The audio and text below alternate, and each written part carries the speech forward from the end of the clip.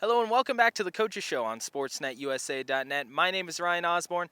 Last Saturday, Fullerton College comes away with the win in the Key to the County game against Santa Ana College, 56-17. Key to the County goes back 100 years. 1916 was the first time that it was played, and it was a 0-0 tie between Santa Ana and Fullerton. This year, 56-17, 10th straight win for the Fullerton College Hornets. Right, kids, or about high school, stand up, Justin, real quick. Justin's a freshman linebacker, redshirted last year for us. Quentin Yones, he's from Corona Centennial. Quentin's one of our defensive linemen. We expect big things out of him this year. He's a very, very talented kid and should be a big-time Division I guy when it's all said and done. Xavier Chisholm out of Bakersfield, Stockdale High School. Xavier was another guy that came here as a freshman, and actually stand up, Anthony Wood, he's also at the Stockdale High School. They're buddies, so they're and those two are perfect examples. If they came out here just starry-eyed, just, oh my gosh, what am I doing? They both ended up redshirting their first year, kind of get their feet underneath them, and then they started to figure things out in life, and now they're not only great students, one of them struggled his first year. Anthony, right? But they're both great students. They're both great kids. They're leaders on our football team. And it took that maturation process from being a redshirt freshman out to their sophomore year, and they've just grown up immensely. And they'll both be very, very successful and are both great football players. Next up is D'Angelo Ross from South Hills High School. D'Angelo was a kid who went to Fresno that kind of didn't work out that well, and so he came back here and he's been a star for us. He was an all-conference player last year. He's already had a few scholarship offers, turned down one, which I was saying, go take it. It's a great one, but he loves Fullerton so much he's coming back, so that's great. Emil Graves, Los Alamitos High School. Emil was one of those kids, once again, that literally he came out of Los Alamitos High School, and he doesn't like if I say this, kind of got that baby face and kind of just wandering around his first year, and he played last year, his first year, and was a solid player. But what happens when kids are 18 and 19 years old? Their bodies change, their lives change, their attitudes change. And that's kind of what's happened with Emil. And I would be shocked if Emil wasn't, like I said, we're not watching Emil on Saturday afternoons, because once again, he's a qualifier, he's got all his grades done, he's good to go, and I think he'll be one of the best offensive linemen in the conference this year.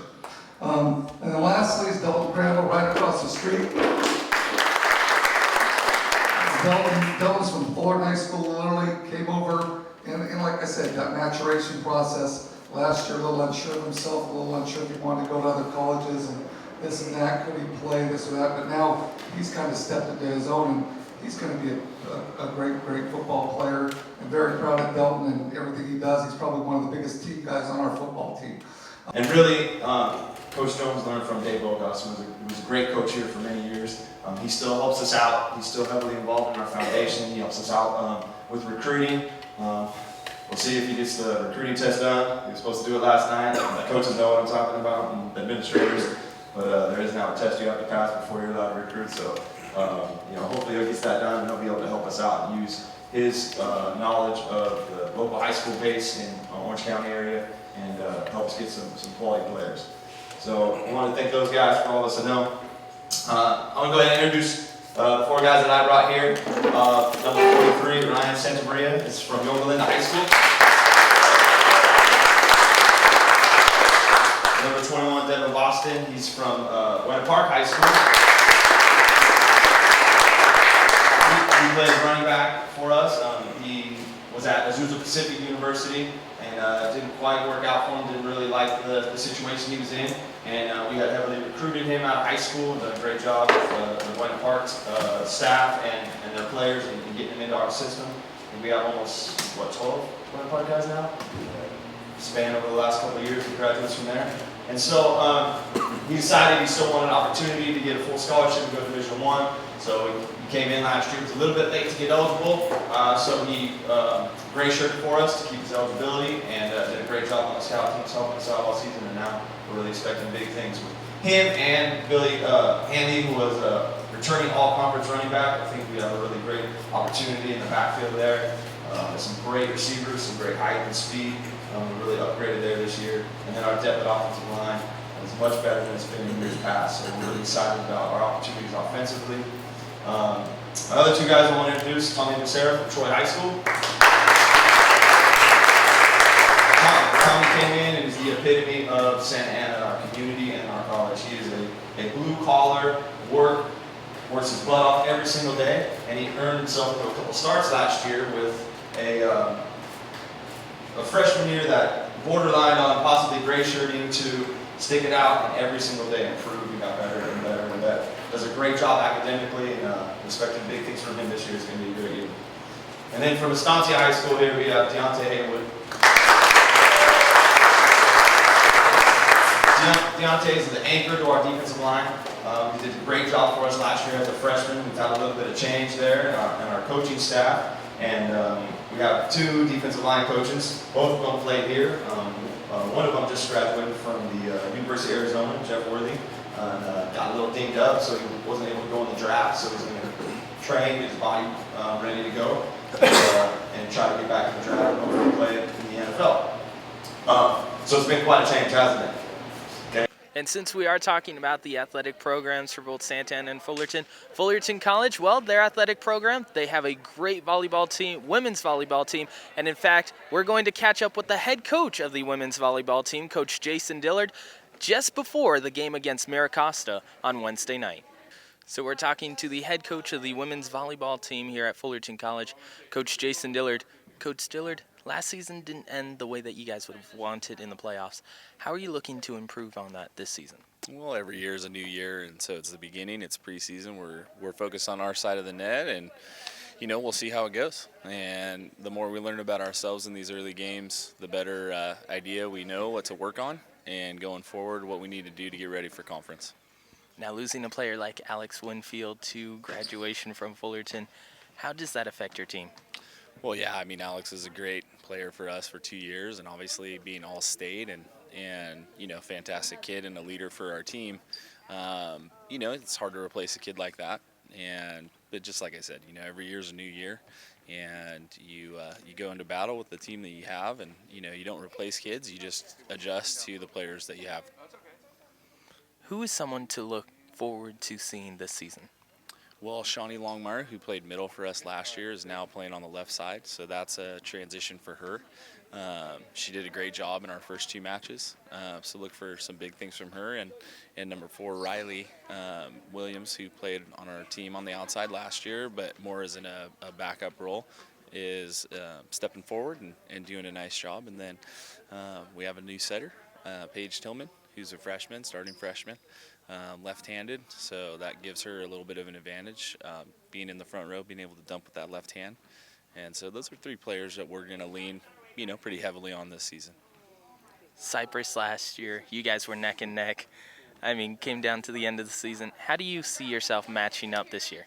Well, we haven't seen them yet, and that's a little bit far down the road. It's like I said at the beginning, we're really focused on just our side of the net and figuring out what we can do to score points and what we need to work on to prepare for all of the teams in the conference. Obviously, Cypress being one of our rivals, it's a big match, but our conference is so tough. We really need to establish who we are as a team, have a team identity, and prepare for a really, really tough conference.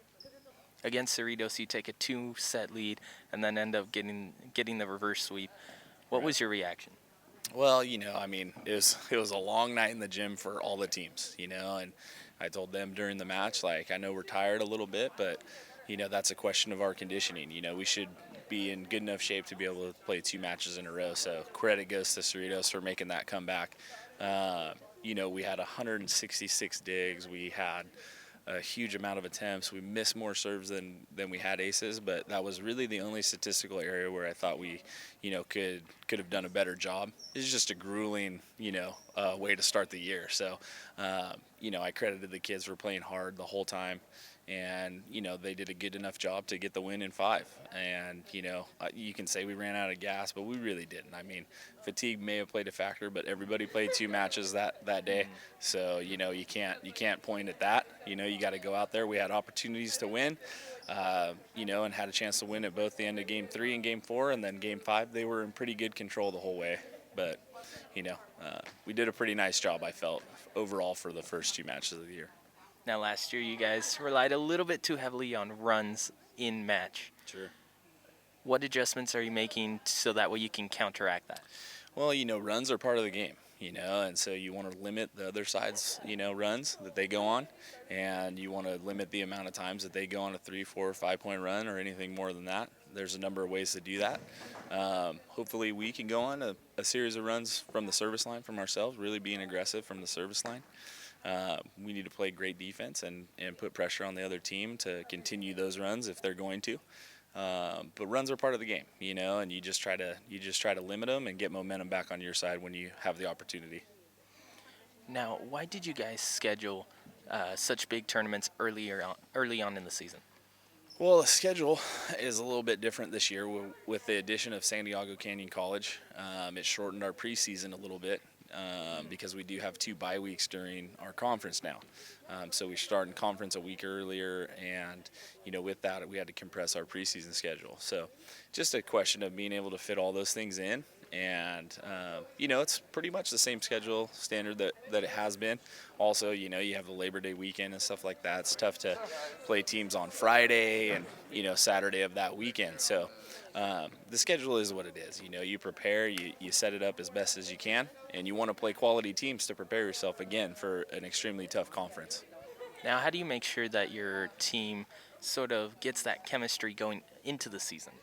Yeah, I mean, you know, chemistry develops over time. We have, you know, a lot of the kids returning, but a good mix of freshmen. That process has gone really well, I think. You know, the kids are great kids. They all get along together. They're wonderful young women. And, you know, they're dedicated to one thing, which is going out, getting better in practice, and, you know, trying to win some matches. And, you know, that kind of, you know, binds everybody anyway. And so far, I would say that we definitely get an A+ for the chemistry and the team togetherness that we've had so far. Last year, the Orange Empire Conference had one of the best winning percentages in all the state as a conference. Would you say that the OEC is the toughest conference in state? Look, there's a lot of good conferences out there. I know that's kind of the PC answer, but the OEC is definitely up there in as far as, you know, every single match being a difficult match. They're well coached. Every coach in our conference is very good. They do a good job recruiting. We have some of the better players, you know, which is what you need, obviously. So I'd say from top to bottom, it's certainly one of the tougher, and that's the way we prepare. We prepare, you know, to play in one of the toughest conferences. That's what we tell our kids. And, you know, it's served the conference well over the 10 years that I've been here.